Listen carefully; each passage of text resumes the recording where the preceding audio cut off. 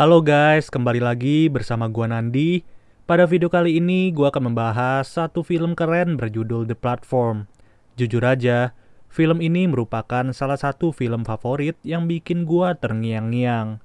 Tidak lupa, gue juga selalu mendoakan agar kalian dan keluarga bahagia selalu ya. Di awal film kita diperlihatkan seorang kakek yang sedang memeriksa bahan makanan untuk disiapkan. Cara ini merupakan proses untuk menjaga kualitas dari setiap makanan yang akan dihidangkan dalam jumlah besar. Sudah jelas, makanan-makanan yang diproduksi ini akan disiapkan bagi seluruh penghuni penjara. Lalu, seorang pria terbangun dari ketidaksadarannya dan berada di sebuah penjara bersama kakek tua. Tanpa menyapa sama sekali, kakek tua itu tiba-tiba mengucapkan lantai 48. Ia juga berkata kepada pria itu, mulai hari ini kita akan makan makanan yang tersisa dari lantai atas, yang dimana tepat satu lantai di atas mereka adalah lantai 47. Semakin tinggi lantai, maka angkanya akan semakin mengecil. Untuk tingkat paling tinggi, lantainya sendiri memiliki angka 0. Pria yang baru ditempatkan di penjara itu pun langsung melihat ke tengah ruangan dan terdapat lubang yang sangat dalam. Tentu saja, penjara ini tidak hanya berakhir di lantai 48. Di bawah mereka berdua masih banyak tahanan lain yang sedang menunggu makanan datang. Fungsi dari lubang ini adalah sebagai tempat bergerak untuk lift makanan yang datang dari lantai 0. Dari penjelasan singkat ini, pria itu memperkenalkan diri dan berkata bahwa namanya adalah Goreng. Sedangkan si kakek tua yang bersamanya itu bernama Trimagasi. Setiap lantai di penjara ini hanya ditempati oleh 2 tahanan saja, yang dimana mereka akan bersama selama 1 bulan dan seterusnya jika mereka masih hidup. Goreng yang semakin penasaran pun bertanya kepada Trimagasi bagaimana cara kerja dari lubang ini. Trimagasi pun berkata bahwa semakin tinggi tingkat lantai maka akan semakin bagus. Untuk lantai 48 sendiri, itu berada di tengah-tengah dan tidak terlalu buruk untuk menunggu makanan. Kakek Trimagasi sendiri sudah berbulan-bulan berada di penjara ini. Ia tentu saja sudah mengetahui segala hal yang berkaitan dengan aturan di sini. Ia juga tidak bosan-bosan mengatakan bahwa lantai 48 adalah lantai yang cukup bagus. Saat lampu hijau menyala, itu merupakan pertanda lift makanan dari atas akan turun ke lantai di bawahnya. Bisa kalian lihat sendiri, makanan yang datang tidak terlihat fresh dan hanya merupakan makanan sisa. Kakek Trimagasi yang sudah lapar tidak segan-segan untuk memakan hidangan tersebut.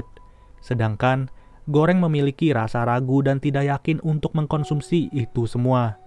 Ia sendiri tidak percaya bagaimana caranya dalam 1 bulan hidup dengan makanan yang sudah dikonsumsi oleh 47 lantai. Dengan kata lain, makanan yang datang ke lantai mereka merupakan bekas makanan dari 94 orang. Untuk waktu menyantap sendiri, setiap lantai hanya memiliki kesempatan 2 menit saja. Goreng yang menahan lapar pun hanya mengambil sebuah apel dari lift makanan. Ia bermaksud menyimpan apel itu untuk dimakan beberapa jam kemudian. Tidak lama dari itu, lift makanan yang berada di lantai mereka mulai turun ke lantai 49. Setelah selesai makan, kakek Trimagasi malah meludahi lift makanan tersebut. Ia berkata bahwa hal-hal tersebut sudah biasa terjadi di penjara ini. Semakin bawah kamu berada, maka semakin diinjak-injak oleh yang di atas. Tiba-tiba, Goreng merasakan suhu yang bertambah panas secara mendadak. Ia bertanya kepada kakek Trimagasi, kenapa suhu di ruangan ini berubah menjadi panas. Secara santai, kakek itu menjelaskan bahwa suhu akan berubah menjadi panas atau dingin apabila tahanan menyimpan makanan yang berasal dari lift makanan. Satu-satunya cara untuk membuat suhu menjadi normal adalah dengan membuang makanan itu kembali ke lift makanan. Kemudian, scene berpindah ke proses wawancara yang melibatkan Goreng bersama salah satu pekerja penjara. Dalam perbincangan itu, Goreng dipersilahkan untuk membawa satu benda apapun itu yang akan menemaninya selama di penjara. Dari sekian banyak benda yang bisa ia bawa, Goreng hanya memilih sebuah buku untuk ia baca. Goreng sendiri bisa berada di penjara ini bukanlah karena pembuatan jahat, melainkan ia sengaja masuk ke penjara ini selama 6 bulan untuk mendapatkan gelar diploma terakreditasi. Lalu, Kakek Trimagasi juga berkata bahwa ia berada di sini karena melempar TV dari atas apartemen dan mengenai seorang pesepeda sampai tewas. Tidak lama kemudian, lampu di ruangan penjara itu berubah menjadi merah, yang berarti lift makanan akan kembali ke lantai 0 dengan cepat. Hari demi hari, Goreng sengaja menahan nafsunya untuk tidak memakan makanan sisa. Ia hanya melihat kakek Trimagasi menyantap makanan-makanan itu secara lahap. Setelah itu, Goreng bertanya kepada kakek Trimagasi ada berapa banyak lantai di dalam penjara ini. Untuk lebih jelasnya, kakek Trimagasi sendiri tidak tahu ada berapa, tapi selama ia berada di sini, ia pernah berada di lantai 132. Dengan tingkat sedalam itu, tidak mungkin ada satupun makanan yang tersisa dari atas. Bisa dibayangkan betapa parahnya tingkat kelaparan yang menimpa para tahanan di bawah. Mendengar hal itu, hati nurani Goreng menjadi tergerak dan ia berinisiatif untuk memberitahu setiap lantai di atas agar menjatahkan makanan setiap harinya. Tapi luar biasanya, kakek Trimagasi tidak memiliki perasaan yang sama seperti Goreng. Ia malah mengencingi lift makanan yang berada di lantai bawah dengan biasa saja. Rasa tidak peduli satu sama lain tentu saja sering terjadi di penjara ini selama berbulan-bulan. Kakek Trimagasi sengaja melakukan hal tersebut karena ia pernah merasakan saat berada di lantai bawah. Hal ini akan menjadi rantai yang tidak akan putus dan berlaku seterusnya. Hebatnya lagi, kakek tua itu sengaja memilih sebuah pisau untuk dibawa ke dalam penjara. Goreng yang terus menahan laparnya makin lama makin tidak tahan dan mulai membiasakan diri untuk makan makanan sisa. Setelah selesai makan, Goreng juga menghabiskan waktunya dengan membaca buku. Ketika itu juga, terlihat satu mayat tahanan yang terjatuh dari lantai atas. Kakek Trimagasi tidak kaget lagi dengan hal itu, dan ia berkata bahwa pemandangan seperti itu sudah sering terjadi di penjara ini. Di saat itu juga Goreng mulai tersadar bagaimana caranya si kakek tua bisa tetap hidup saat berada di lantai 132. Ia pun mulai mencurigai sebenarnya kemana teman satu sel kakek Trimagasi, apalagi saat Goreng belum berada di penjara ini.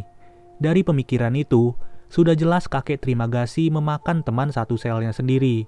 Apalagi ia memilih sebuah pisau saat masuk ke penjara ini. Tidak lama dari itu, lift makanan sudah datang ke lantai mereka dan terlihat seorang wanita yang sedang terduduk.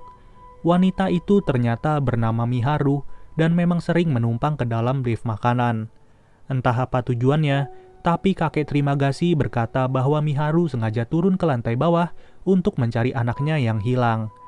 Kakek itu juga berkata bahwa Miharu selalu membunuh teman satu selnya agar bisa meningkatkan peluang untuk berada satu sel dengan anaknya. Dari statement ini menandakan bahwa setiap bulannya lantai para tahanan akan diacak dan teman satu sel juga akan berganti secara random apabila ada yang tewas.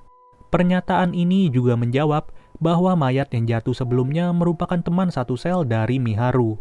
Miharu pun turun ke lantai 49 dan terus menatapi Goreng yang peduli terhadap kehadirannya.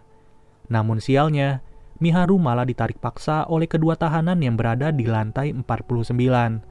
Goreng yang melihat hal tersebut merasa kasihan terhadap Miharu dan berencana untuk melompat ke bawah.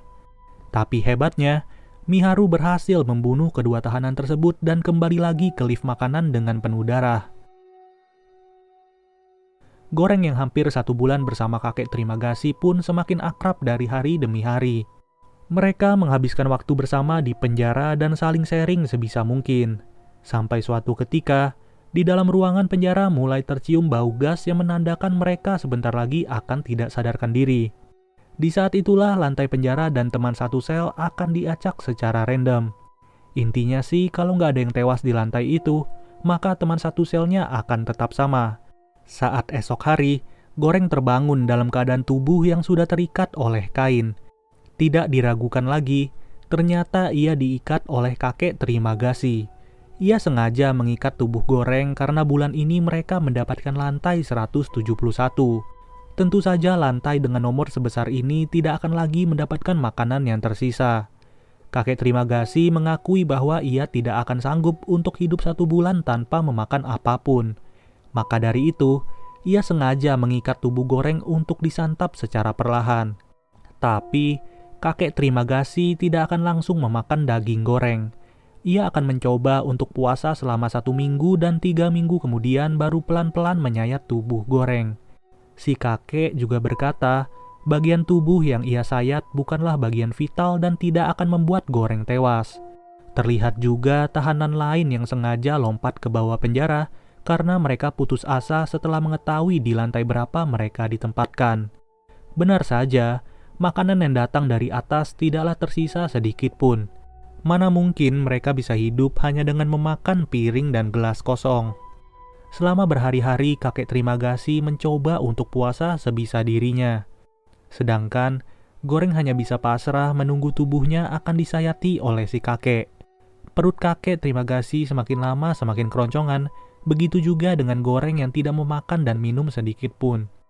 Tapi kakek Trimagasi sudah tidak tahan dan akan menyantap tubuh Goreng. Sayatan pertama dimulai kakek Trimagasi dengan menyayat daging yang berada di paha Goreng. Secara kebetulan, Miharu yang berada di lift makanan sudah sampai di lantai 171.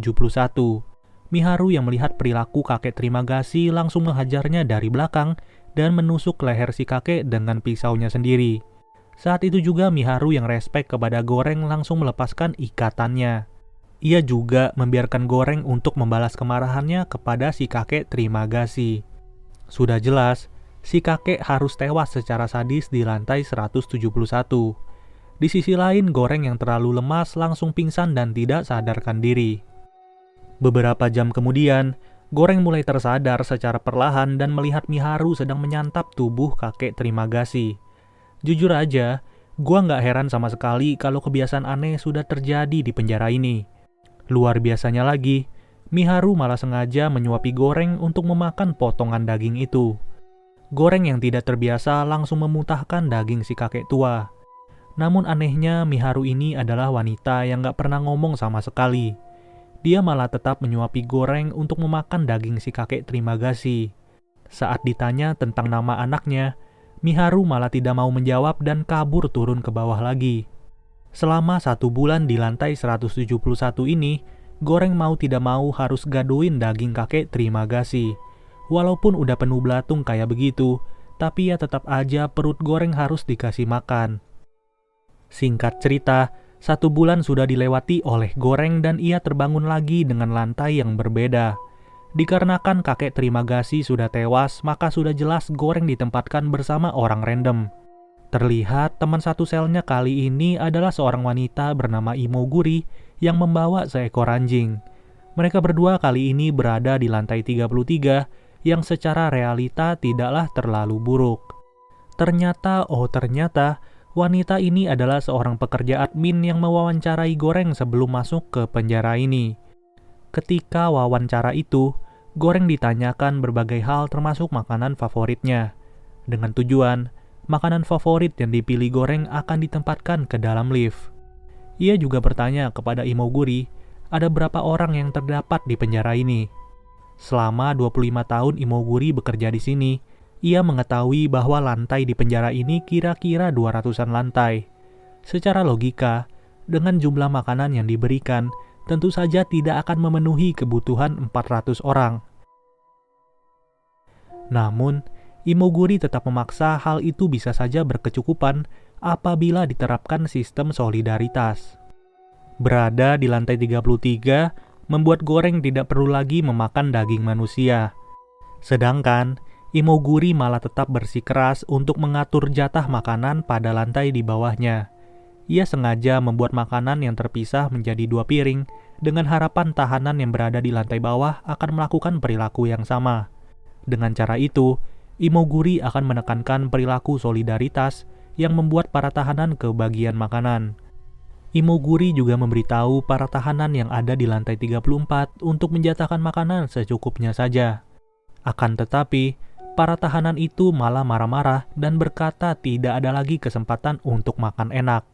Mereka juga secara spontan mengatakan akan menghabiskan makanan-makanan ini sepuas-puasnya.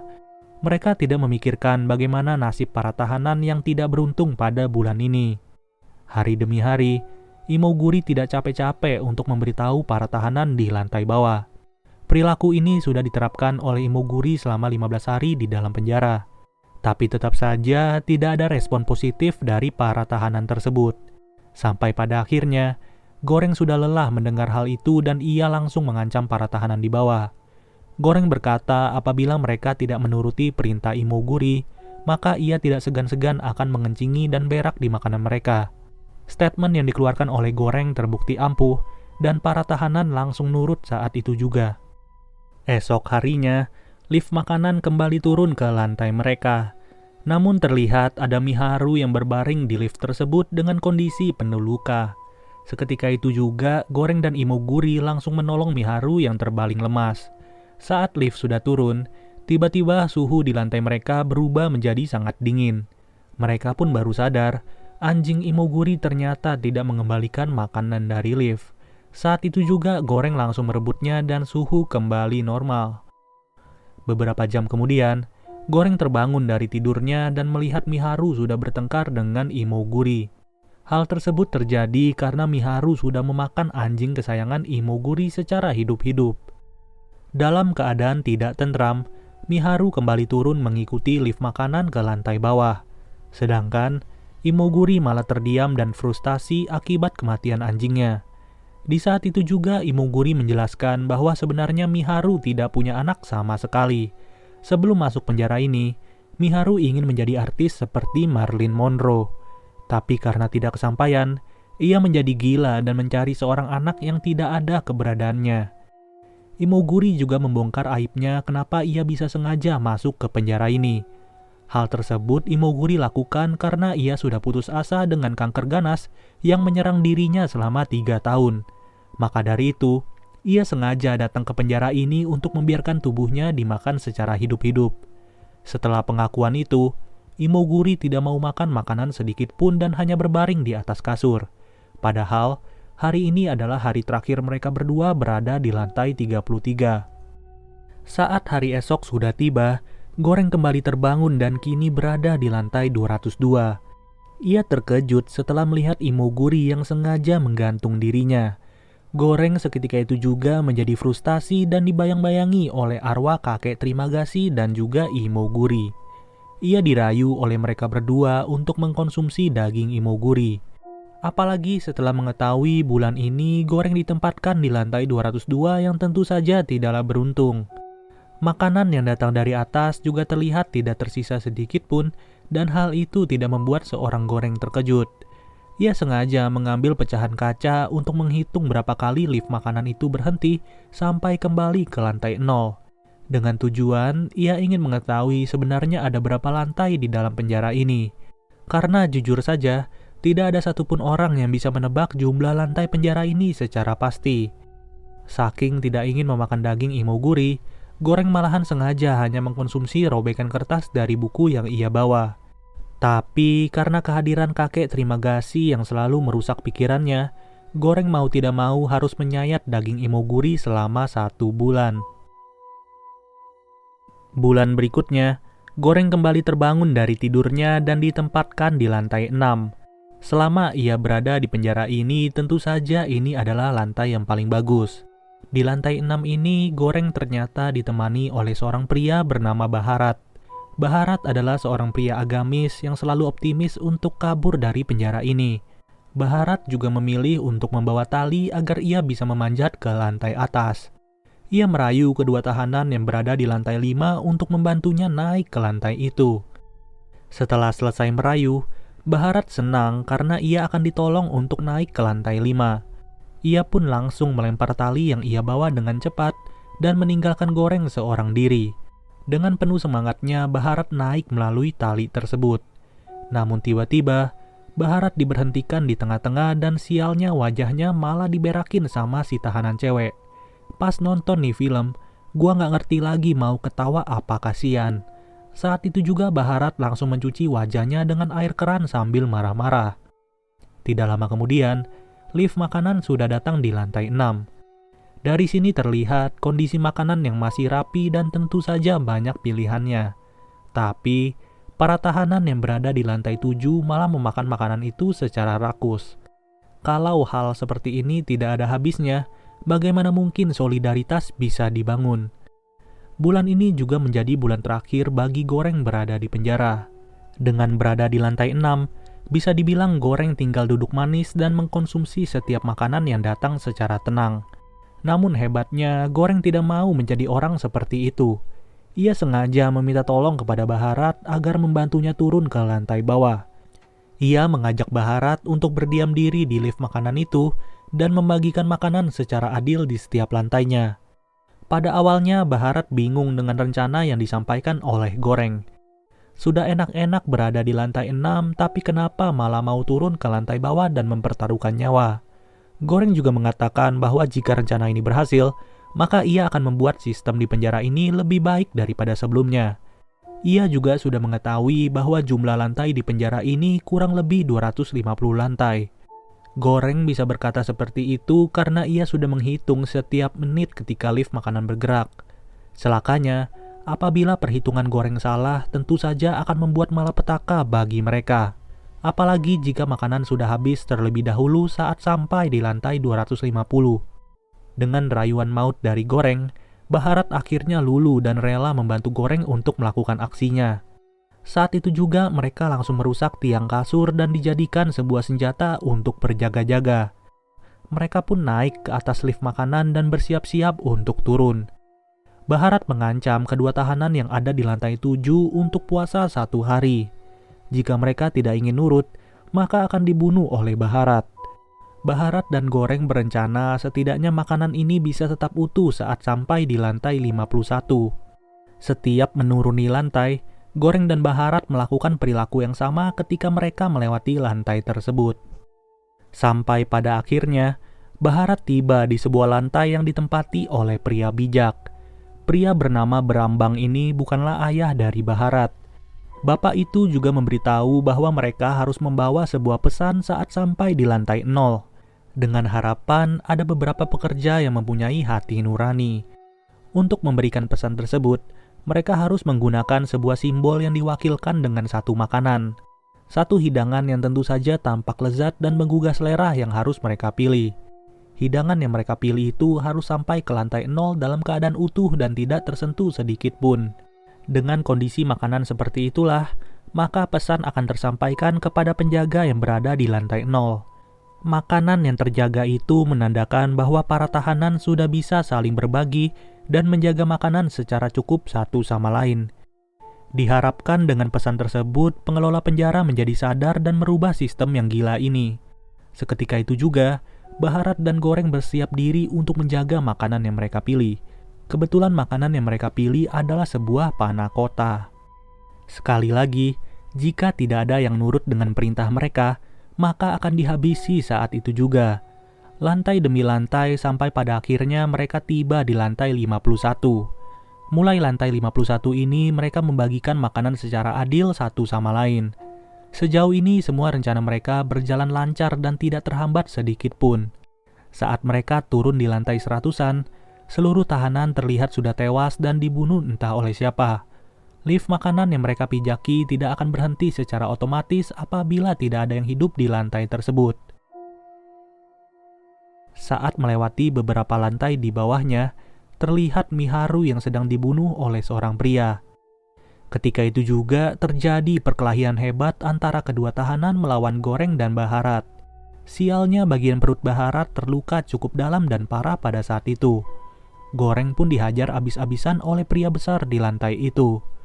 Untung saja, Baharat berhasil melawan dan menyelamatkan Goreng yang hampir tewas.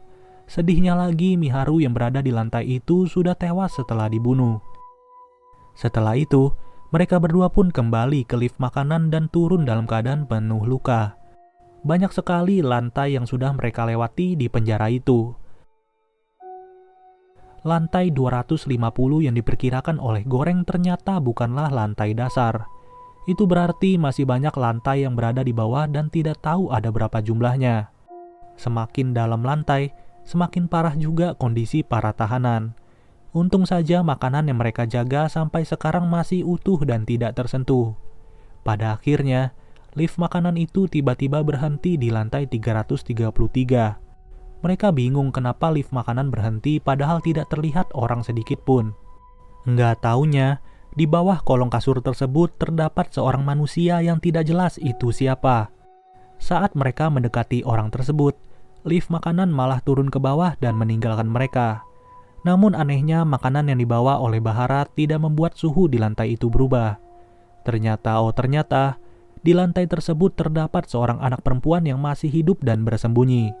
Sudah jelas ini adalah anak dari Miharu yang selama ini ia cari-cari. Bahkan, seorang imoguri yang sudah bekerja selama 25 tahun pun tidak bisa menebak kehadiran anak ini.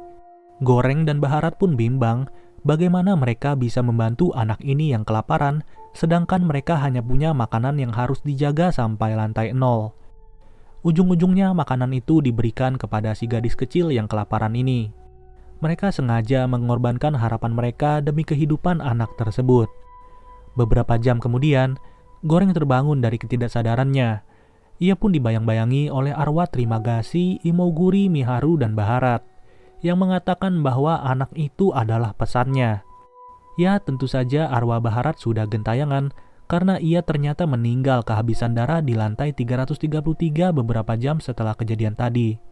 Saat itu juga, satu-satunya anak dari Miharu langsung dibawa ke lift makanan yang turun ke lantai paling bawah. Saat sampai di bawah, lagi-lagi Goreng dibisikin sama kakek Trimagasi yang berkata bahwa pesan itu tidak butuh pengantar untuk sampai ke atas, yang berarti anak Miharu bisa kembali ke lantai 0 dan tidak harus ditemani oleh seorang Goreng. Ketika itu juga lift makanan kembali ke atas dengan kencang sambil membawa anak dari Miharu. Anak itu diharapkan dapat menjadi pesan yang menandakan bahwa mereka semua tidak layak diperlakukan seperti itu lagi, karena rasa kemanusiaan mereka masih ada di dalam penjara ini. Pada intinya film ini keren banget dan gue menangkap banyak makna dari film ini. Film ini menggambarkan bagaimana kondisi kehidupan yang sesungguhnya dengan menjelaskan kesenjangan sosial. Yang biasanya kehidupan itu terdiri dari orang-orang kaya dan juga orang-orang miskin. Semakin tinggi orang berada di tingkat tersebut, maka semakin rakus mereka untuk menghabiskan. Sedangkan, semakin bawah tingkat lantai di penjara itu mengartikan orang yang berada di tingkat kemiskinan. Maka, semakin sengsara pula kehidupan mereka. Tujuan film ini dibuat dengan maksud menyindir kondisi kehidupan manusia sekarang yang tidak ingin berbagi dan cenderung serakah. Penjara juga melambangkan sebuah sistem dari kehidupan manusia-manusia itu. Imoguri bisa diartikan sebagai seorang pejabat yang merasa paham dengan masalah di tengah masyarakat. Tetapi nyatanya, mereka cuma tahu soal teori dan praktiknya nol besar. Bahkan menebak jumlah lantai di penjara ini saja ia masih salah. Bagaimana ia mau mengerti kondisi dari masyarakatnya. Untuk kakek Trimagasi sendiri, itu mengartikan bahwa ia adalah sosok yang penting bagi Goreng karena telah memberitahu banyak informasi. Maka dari itu Goreng harus berterima kasih kepada si kakek yang membuat dirinya tahu harus mengambil keputusan. Sesuai namanya, Trimagasi diambil dari bahasa terima kasih. Untuk Bharat itu diambil dari bahasa Timur Tengah yang berarti rempah-rempah. Sedangkan Brambang diambil dari bahasa Jawa yang berarti bawang. Mereka berdua menggambarkan sosok yang cukup bijak dan berusaha mewujudkan kesetaraan antar manusia.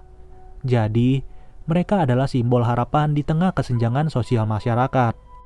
Lalu, seorang Goreng digambarkan sebagai orang yang berani bertindak dan melawan dari sistem yang tidak beres. Ia berani mengorbankan berbagai hal demi tercapainya kesejahteraan dan perubahan. Oke deh guys, semoga apa yang gue sampaikan di video ini bisa kalian mengerti ya. Sampai bertemu lagi di video berikutnya, gue Nandi cabut dulu. Dadah.